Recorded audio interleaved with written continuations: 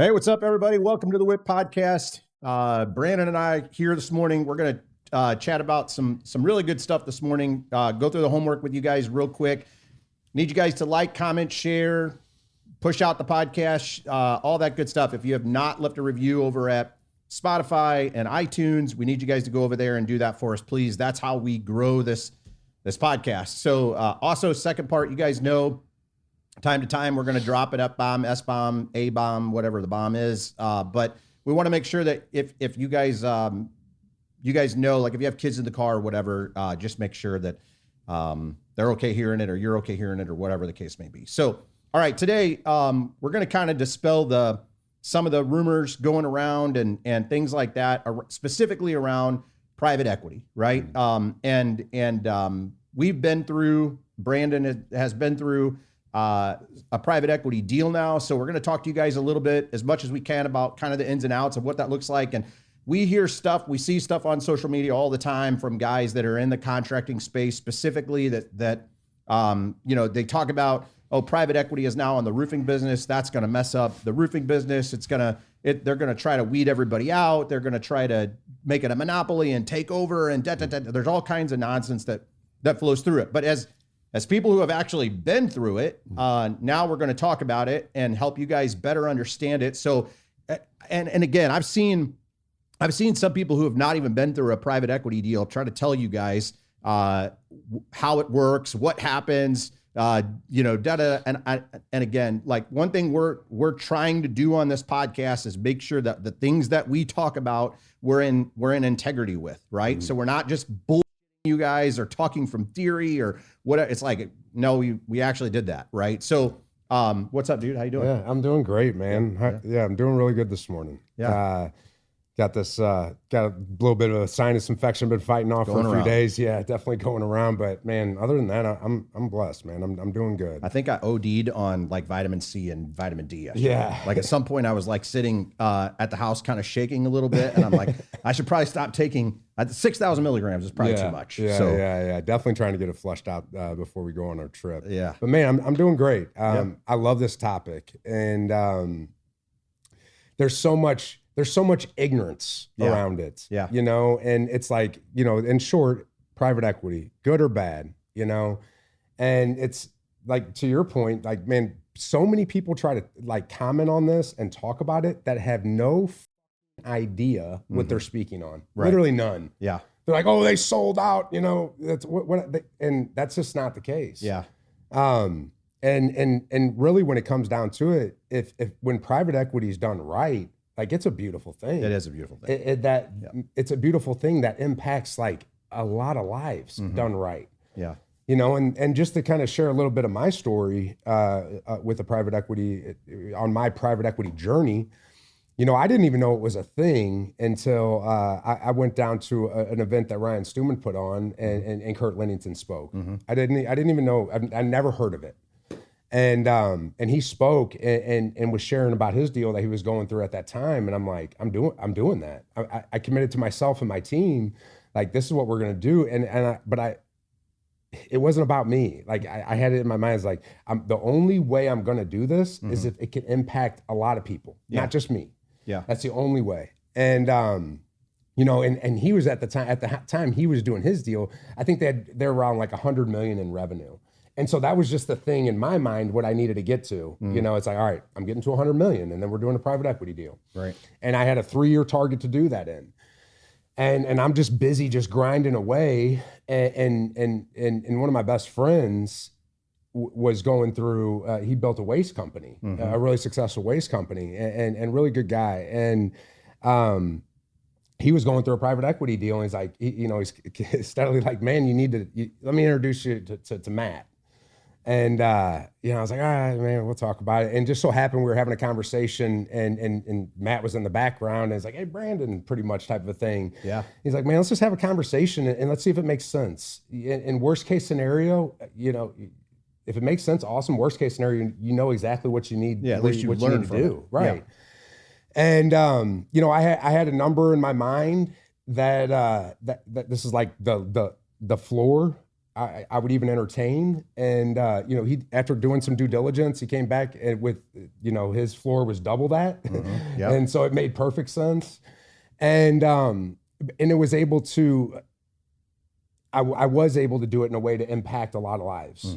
And, you know, one of the things as I was going in, I got really lucky, not lucky, I say I got blessed, and in meeting the people that I did and acquiring the team on that private equity side that we did, like working for us, between like our broker, the lawyers and everything like that, like just good experienced people. And that is that's so vital, man. You know, it's like I've talked to people before and asked them, it's like, well, did you use a broker? It's, oh, I wouldn't give, that's crazy. I wouldn't give somebody 2% or 3%. That's insane. Yeah. And it's like, I was getting ready to ask about that. That 97% or that 95, whatever it is, working with the right broker is going to be worth tenfold what that 3% is worth. Yep. And, or what the 100% would be worth without him. And, you know, when just really having those trusted advisors, because, you know, it's like having that conversation with him, it's what he does every day. Yeah. You know, it's like, and he had the team, the legal team, because the last thing, this is something, a strong piece of advice going through this. If you are going through this or looking to go through this, when it comes that time, you want to work with a legal team that this is what they do. You know, it's like, I know you maybe want to give the business to your father-in-law or your uncle or whatever, because it's a massive deal. Yeah. But it's like, it'll be a mess. Yeah. Like somebody, this is what they do day in and day out. And that was super, super beneficial. Just somebody that one is going to help you get as much money as you possibly can and get a good comp structure set up, and two, those lawyers are making sure you're actually able to keep it. Yeah. You know, that there's nothing, that no loopholes coming back, that if you mess something up, you have to owe it back or whatever like that. And so going through this, like, man, that was key. Just having the trusted team and a broker.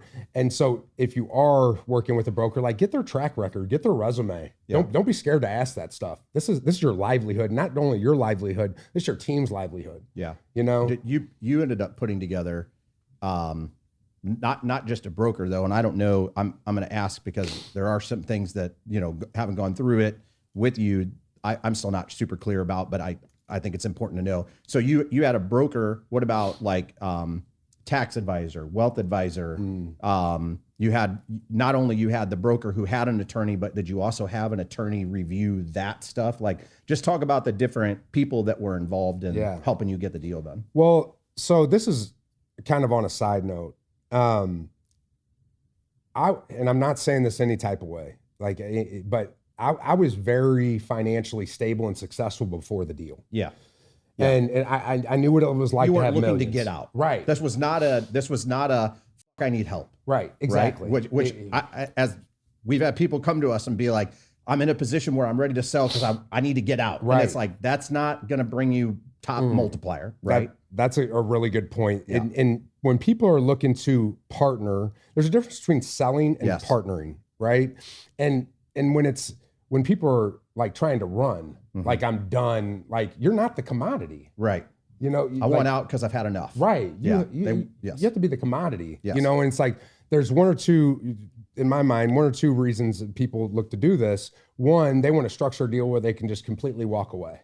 Right. And that's most of the time going to be a significantly lower deal. Right. Right. Or two, it's like to take on a true partnership and add to the foundation, the strength of your company, and really, really help scale, you know? And it's like making sure that you're working with the right people. So before the deal, I knew what it was like to have millions. I'm not saying that, like, I knew what that felt like. And with that being said, I knew how little it was.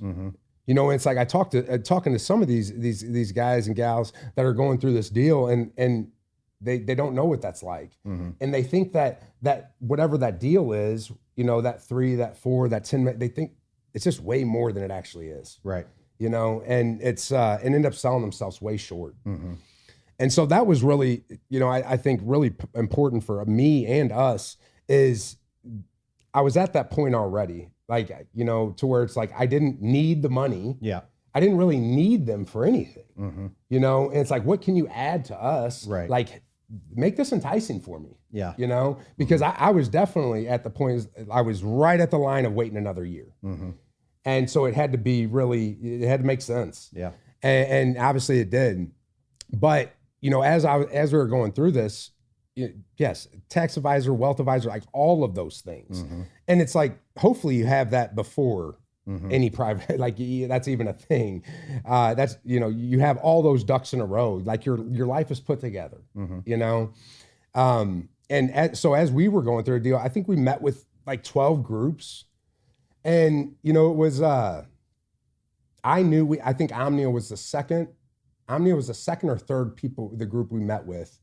And I knew after that meeting that, like, gut, they were the ones. What made you just like, what was your gut telling you? It's these guys. Well, so there's two deals, right? When it comes to private equity. Yep. There's just private equity, and then there's a strategic platform. Strategic platform is like you're joining a bigger group, right? And just like it, in the other sense, you are the platform, and that's just it, you know. And they might give you, they're just going to give you money if you need it, you know, to maybe acquire another company or bust into a new market. They're just there to back you for cash flow. They're strategic, like these are best business practices, and we're doing this together. Yeah. You know what I'm saying? Yeah. And which was very attractive to me. Like I'm not trying to leave, you know, I'm trying to help this foundation continue to strengthen. And so with that being said, meeting with all these different groups, you know, there was bigger offers on the table, you know, top line that looked bigger, you know, and at the end of the day, it wasn't though, right? Because there's so many ins and outs of the deal, you know, and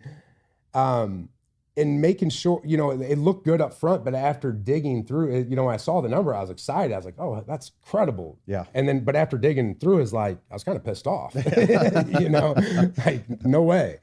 But meeting with these people, man, I don't have a lot of experience in the private equity world, and I could pick out pretty quickly like who did. Yeah. Like who's well versed in all this. Yeah. Who actually does have experience. Yeah. And because there's some really, really good private equity groups out there, and really good platforms. There's some really shitty ones too. Right. You know, that are just, they have no idea what they're doing, and just gonna think they can slap a bunch of businesses together and get a multiple off of it. And it's just not the case. Yeah. And it ends up ruining all this shit. Yeah. You know, and it's just, I've seen it go very bad. On the flip side of that, I've seen it go very well. You know, I thought it was really impactful. You know, Omni took us down to one of our quarterly meetups was at the SRS headquarters. Okay. Down in Dallas, somewhere in Texas. And beautiful campus. And we're in their meeting, and you know, they just did their big deal with Home Depot for $16 billion. Yeah. And you know, they had 3 guys speaking, and I forget their names, and they were sharing a bit of their stories. And you know, one of the guys says, like, you know, our stories are awesome. We're wealthy beyond our wildest imagination. It's incredible. But what's even cooler is the multiple of warehouse workers, those $30 or $40 an hour people that we have that invested early on and are multimillionaires and just love coming to work every day. That's the real deal. Yeah. You know, and it's just powerful. You know, it's like, cause they've done I think that was their 4th or 5th turn. And you know, these guys that were speaking were with them when they were in a warehouse, a shack. Yeah. It was just cool. And to see that done and just done right, you know? And again, I've seen it go the other way, you know, often. And so it's super, super important, man, to know that team that you're working with, assess them, get their credentials, get their track record. You know, and that was one thing is like our team at Omni is like, I'm confident as hell in them. Yeah. You know, they've been through it. And not only have they been through private equity deals, they know the roofing industry. Right. And I'm not saying a lot of those groups have no idea about the industry. Right. None. Right. And I'm not like, everybody at Omnia, I don't know, like having Jim on board and a few other people and Jeff, it's like they get the home service industry. And that's just not the case for a lot of people. And that was really important to me. When I was talking about, if I'm talking about shingles or drip edge or a piece of vinyl side, like I don't want to have to break out a Webster dictionary every time, so bring somebody in for a training. Right. And also like being able to have like trusted advisors. Yeah. Like, okay, I know if I run up against a brick wall, like I got somebody I can call that I know is going to give me sound advice. Yeah. And if they don't know, they're going to point me in the right direction. Yeah. So if I'm listening to this podcast right now and I'm like, okay, you guys have kind of changed my mind. Like I'm looking at it like, okay, maybe private equity is not such a bad thing. But how do I know, like, how do I so I want to go through a deal, right? How do I get myself ready or start getting ready to go through a deal? Yes. So it's all based off the EBITDA. Right. What is EBITDA? It's the earnings before interest, tax, depreciation, amortization. Yeah. Essentially, it's like I always just simply put it rawest form of profit. Yeah. Yes. And after everybody's paid, that's the number that's left, and everything's based off of that, right? And to where it doesn't matter what the revenue is if you don't have that healthy EBITDA. Yeah. And whenever it comes down to it, you're going to get if you're at $1 million in EBITDA, you're going to get a certain multiple at that level. Right. And then when you jump to 2 to 3, the multiple gets a little bit bigger. When you jump to 3 or 4, bigger and bigger, and so on and so forth. Okay. Side note real quick. If you don't know what your EBITDA is, you're not ready. Yeah, you're right. So step number 1 is figure out what your EBITDA is. Yeah. If you're a negative EBITDA, you probably got to figure that out too. So well, and this is something that I was super grateful that I did, and I really don't know why I did it. Yeah. But it was like 6 months. So the first year, I brought an in-house accountant in after the first year. That first year, I was job costing every job. I just had it in a sketch pad. I'm writing it down, figuring it out. Yeah. And then as soon as I brought that in-house accountant on, the 3 things I had to start tracking immediately was what are our sales for the month, what are our installs for the month, and what are our jobs closed out for the month that we've collected on. And that was just like the 3 simple, and job costing every job. Yep. Every single job. And to show us our breakdown, that was the closeout sheet would have every job and its complete breakdown in the totals. So you could see pretty quick, like what profit margins you were running. Are we, is the profit margin healthy? Right. Things like that. Exactly. Yep. And that's really, man, a lot of people don't want to look at that. And it's like, it's a must and own that and really look into it. 'Cause that's all what it's based off of. Yep. And it's like, if you're running at industry specific, it's going to be different per industry. But I mean, man, it's like if you're in the roofing industry and you're not at a minimum of 15, like you got 15 net, like bottom line 15. Yeah, right. Like where your EBITDA is like a 15%. Yep. You got a lot of work to do. Yeah. Like that's, and it's okay. It's not awful, but it's definitely not great. Yeah. And, once you start like 20 plus, that's super, super healthy. Yeah. And so figuring out what that is and then figuring how you protect it. It's like, because whenever if doing a private equity deal, something you're looking at, they want years of data, they want years of it. And so it's like, and the more years you can show them of the consistency of growth. And healthy growth, like the right way. Like you're not robbing Peter to pay Paul to make the top line revenue bigger. Exactly. Right. You're maintaining profitability every level you grow. Right. And that's hard to do. Like real talk, as a guy who's been in the industry for a long time, that's some hard shit to do. And most guys can't do that, which is why, you were able to get a significant payout. We were able to get a good deal. That's for sure. And going through it, it's like, man, I don't know. It's just like these guys and gals that are going through, like they almost get starstruck. Yeah. Like, you know what I'm saying? Like in awe. It's just like, oh my God, you would actually, please just, whatever you'll give me. Yeah. $2 million bucks. Thank you so much. Right. It's like, you could have made that in a couple of years or a year, whatever that is. Right. And just, I don't know, operating by a little bit of fear in there too. Cause it is like when somebody when you get offered for your business, like, okay, well, what if the market dips next year? Right. Like, what if something happens? What if we dip? You know, what if the private equity goes away? You know, it's like there's all these things, and so it's definitely going through the deals a super emotional roller coaster. Yeah. Like, because you don't, it's not done until the money's in the account, Right. you know. And I must have asked you that a million times. We're going through. How you feeling? How Yeah, you feeling? How you yeah. feeling? You're like, yeah, well, I think we're gonna get there. I think we're gonna get but I'm not really counting on it. an emotional roller coaster, man. No doubt about it. And you know, it's like, but and making sure you're having the right team. But one thing that I do, like I didn't want my team to hear it from anybody else. Yeah. You know, and so as soon as I knew, and I also didn't want to tell them until I was like sure it was going to happen, you know? And so it's like towing that line. But the second I heard like rumblings of it in the community, I got in front of my team and let them know. Cause again, I didn't want them to hear, and all my key players knew, you know, it's like, cause there was a lot of work that had to be done, a massive amount of work that had to be done getting ready to even go to market.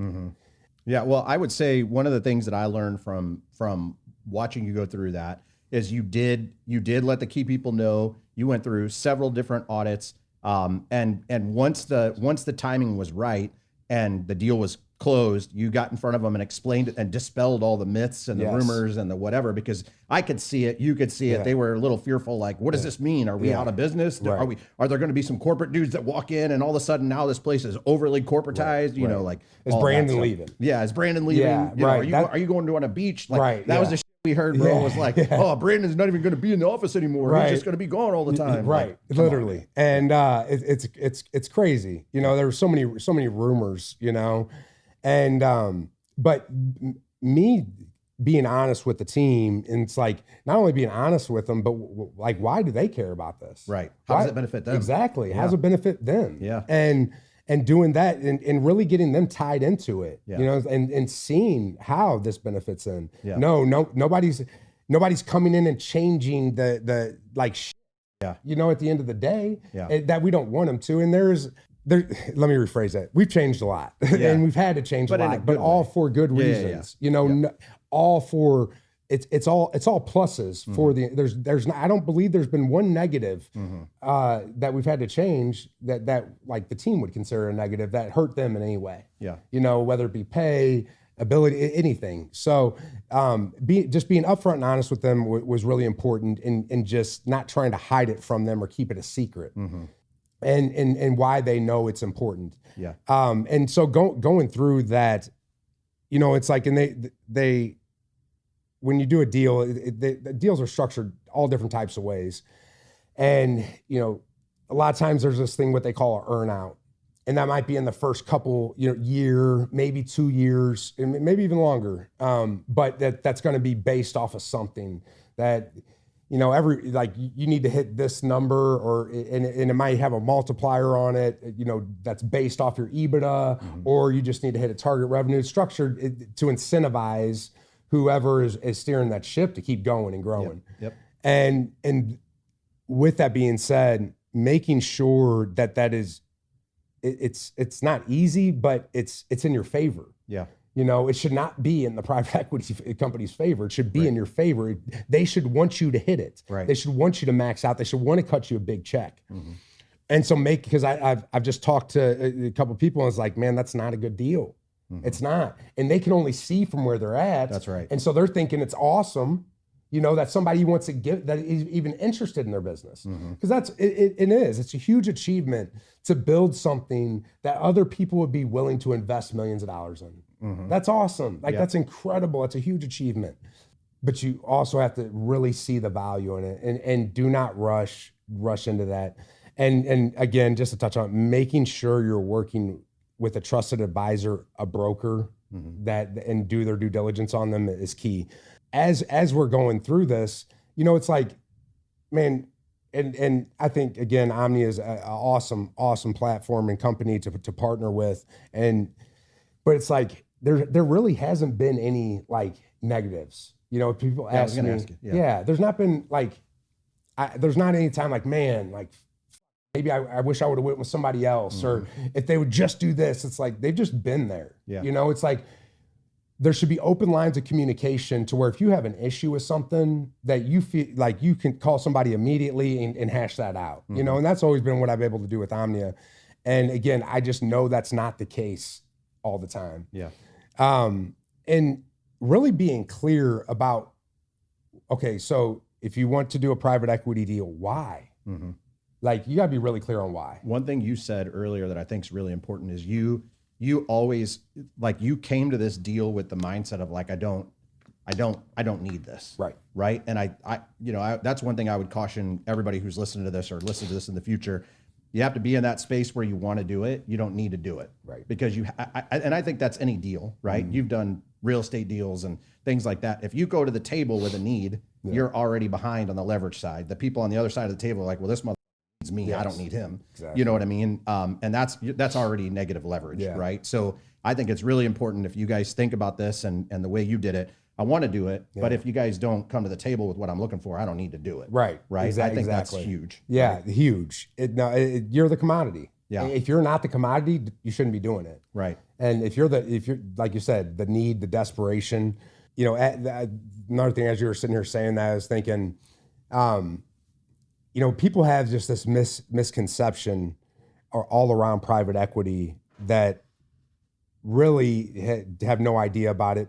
But you know, as you're going into this, where you're at right now, and if you're wanting to do a private equity deal, like what's that target look like? What's that number?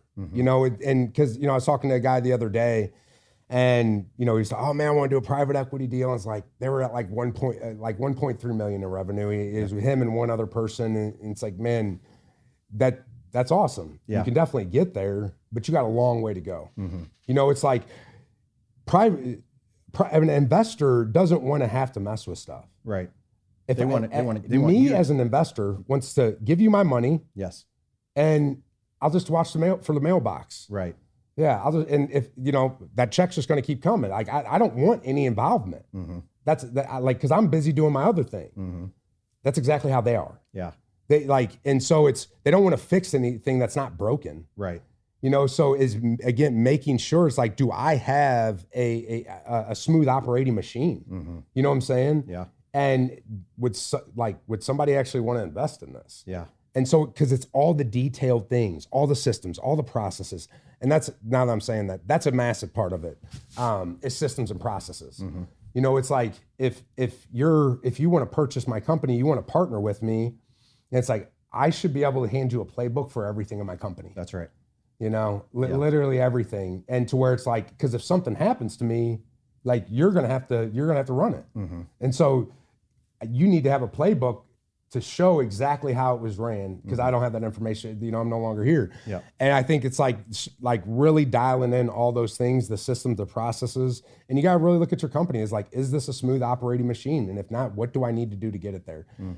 Another thing I would suggest to do, if private equity is something that, again, you want to possibly do in the future, start having those conversations now. Like, reach out to those brokers, start trying to form those relationships. Yeah.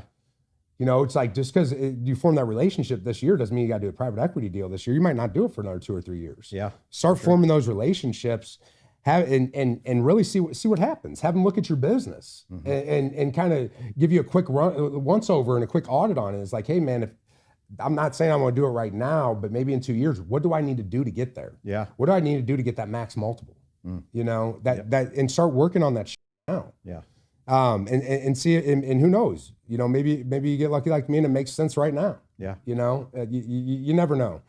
But one thing I will say, I feel like when it comes to the private equity in the roofing industry, I think it may piss off some of the tradespeople, right? But I truly do believe that we're doing the community a better service. Yeah.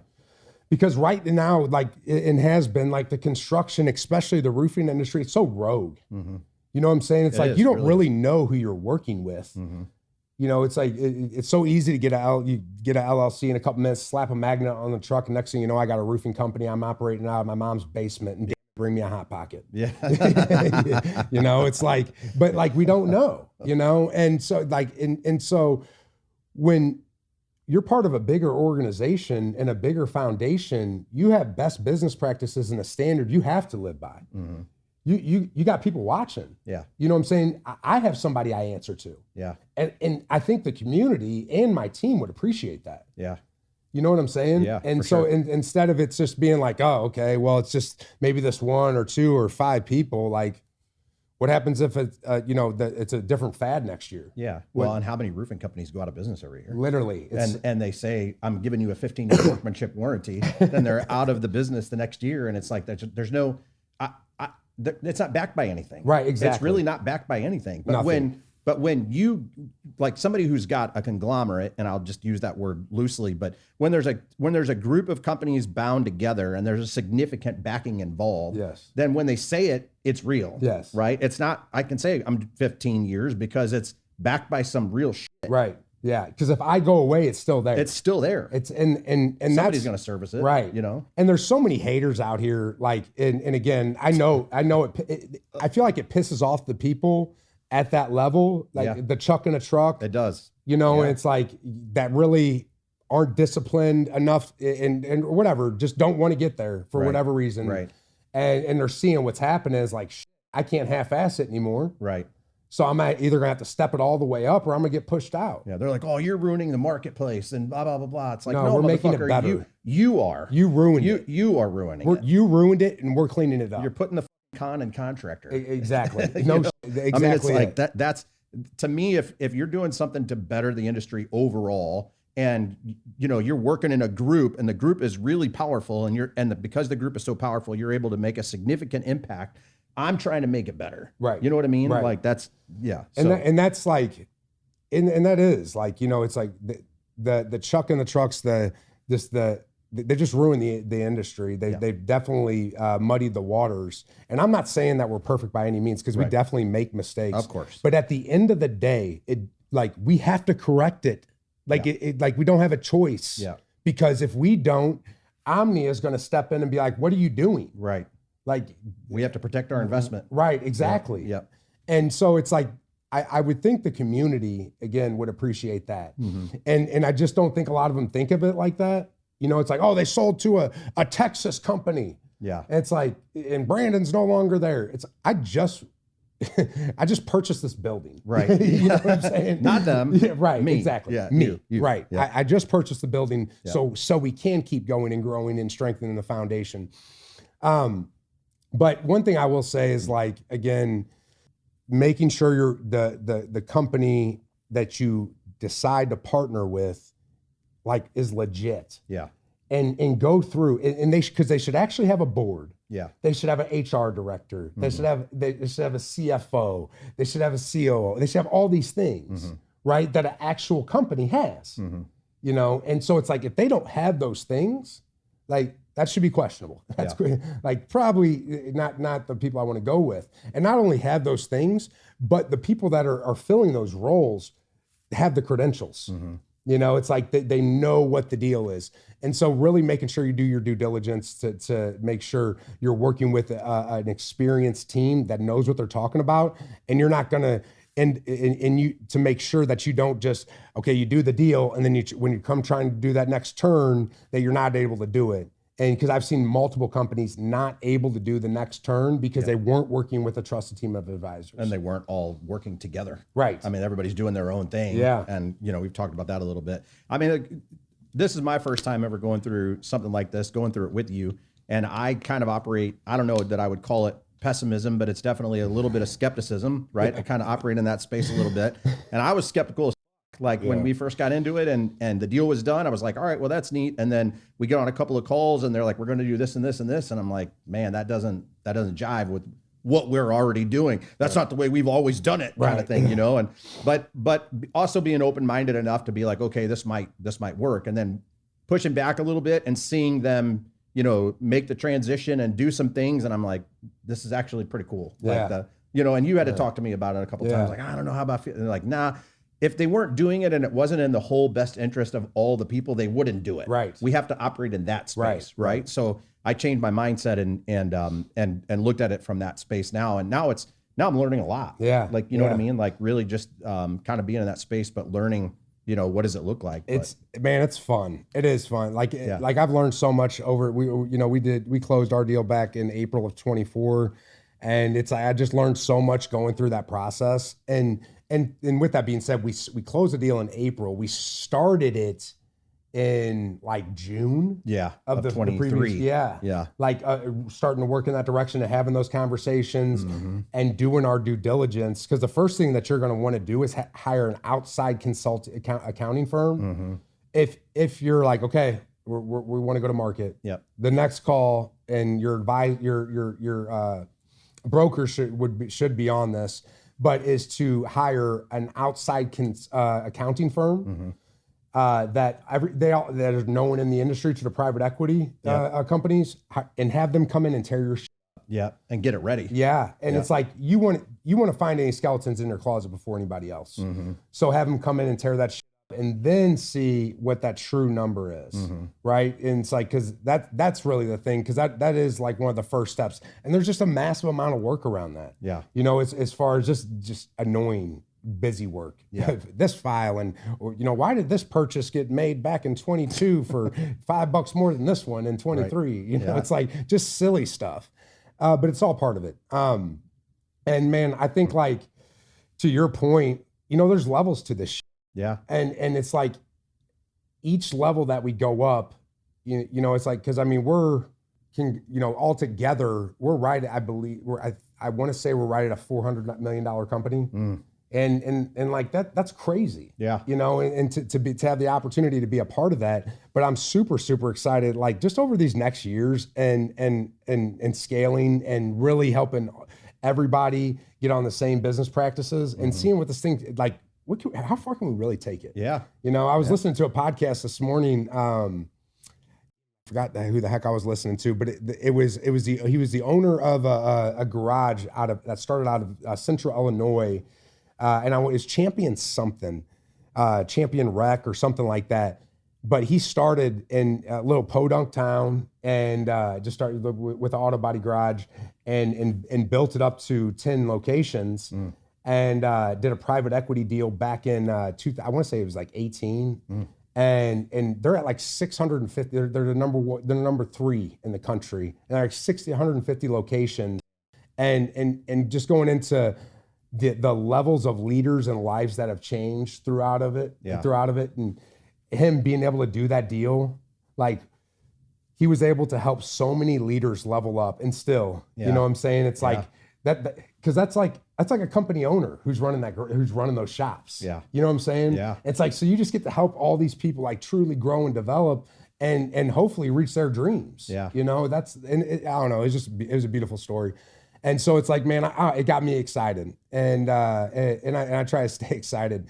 But I just really, as we're going into open new markets and bust open new levels, I'm really excited to get to that next level, man. And with that being said, Omnia is like nothing but supportive. You know what I'm saying? It's like, just let us know how we can help. They're not like, oh, we need to put the reins on Brandon. Honestly, I've never seen that one time. Not once, man. And you've pushed back on some things, which is normal, and you should. And they've always been like, okay, we'll give that a shot, or okay, let's adjust that thing, or whatever. I want to hit on one more thing, and because this is important, and I'm talking to the people that are actually going through it or have went through it. Man, one of the biggest things is not being seduced by this success. Because it's one thing to be seduced by success when you touch your first 50,000, 100,000, maybe even million. That's one thing. It's a whole nother level. Like, what are you going to do tomorrow if enough money shows up in your account today to take care of you and your family for the rest of your life?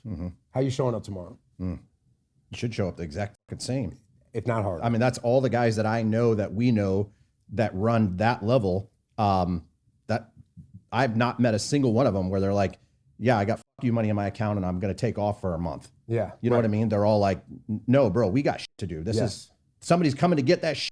That's the mindset, right? Somebody's coming to get my shit. Somebody's coming to take it. Always. And that's, and I've just seen a lot, and that's awesome when that happens. And that is, I know a lot of people that operate in that space. And I know a lot of people that have not, you know, it's like, and this is something I have to be really aware of myself, you know, like really and truly. And because you really don't know until you get there. Yeah. You know what I'm saying? You can plan and prepare the best way you possibly can and train, but it's like, you really don't know until you get there. And really being intentional, and just like you said, like if I don't get up and do my fucking part, somebody's gonna come take this shit from me, you know? And that's the thing is like, I don't know, man. People just let completely off the gas, and it's like I like turn on their team, and it's like, all right, you guys got it from here. Let me know if you need anything. And it's just like I don't know. For me, it's one, I couldn't do that to my team. I love my team, and two, it's like I just couldn't. I wouldn't feel okay inside of me. Yeah. Like I whenever that time does come.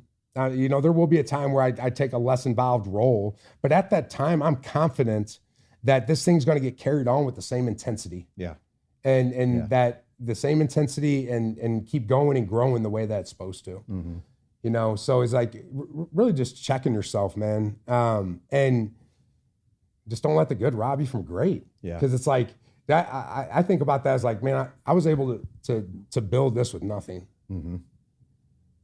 See what the next, like, you know, see what something else looks like. Yeah. You know, it's like, okay, now what do we have from here? Yeah. You know, it's like, I don't know. I'm super excited to see what the future looks like. But yeah, that's it. Just don't be seduced by the success, you know, and let that good rob you from great. It's just a fraction, you know?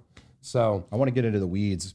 We don't have time today, but I want to get into the weeds on a few more things with you about this topic. So we have to do like a part 2 of this. Okay. Eventually, right? Yeah, like, there's a lot around it for sure. There's a lot to unpack. We wanted just to give you guys kind of the ins and outs, the goods, the bads, whatever. Really, there's not much bad if you do it right. Right. You partner with the right people. Right. You get your shit together right. You know, that whole thing. But if you guys are considering doing a private equity deal and you have other questions for us, like we always tell you at the end of the podcast, WIT at BrandonJRoofing.com. You guys send us some shit, man, like for real. Like, don't be afraid to ask a dumb question around this topic because there's no such thing. If you guys want to ask some questions, throw some over there, and we'll read over a few of them and go a little deeper. But let's do it. Let's do a part 2 of this at some point and really talk about some of the ins and outs. Anything you want to roll out with? Yeah, I would love that. Yeah, last thing on the private equity, like if you don't know, like be honest with yourself, like you don't know. Yeah. Don't just assume, and you make yourself sound really ignorant out there when you're just talking and have no idea what you're even speaking on. So just do some research on it. But it is done right. It is a great thing that can impact a lot of lives. So let us know if you guys got any questions. We would love to answer them. And as always, like, share, and we love you guys. Welcome to it. This life is built, not fake. We do whatever it takes. Welcome to it.